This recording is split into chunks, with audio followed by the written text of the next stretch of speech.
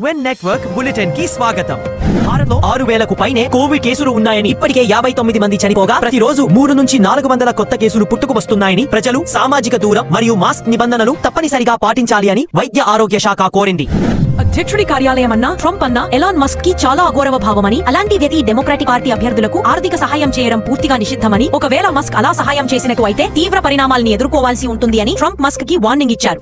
మరొక 10 నెలల్లో జరగనున్న కొలంబియా అధ్యక్ష ఎన్నికల బరిలో ఉన్న మిన్యుల్ ఉరి టార్బే ప్రచారంలో ఉండగా ఓ దుండగుడు కాల్పులు జరిపాడు. తలకి 2 బుల్లెట్స్ తగిలి తీవ్రంగా గాయపడిన టార్బేకు వైద్యులు చికిత్స అందిస్తున్నారు. 2 సంవత్సరాల క్రితం 100 మందిని పొట్టన పెట్టుకున్న మణిపూర్ అల్లర్లను మరవక ముందే మైత్రేయ నాయకులను అరెస్ట్ చేయడంతో అక్కడ మళ్లీ అల్లర్లు చెలరేగాయి. ముందస్తు జాగ్రత్తగా మణిపూర్ లోని 5 జిల్లాలలో అధికారులు ఇంటర్నెట్ నిలిపివేశారు.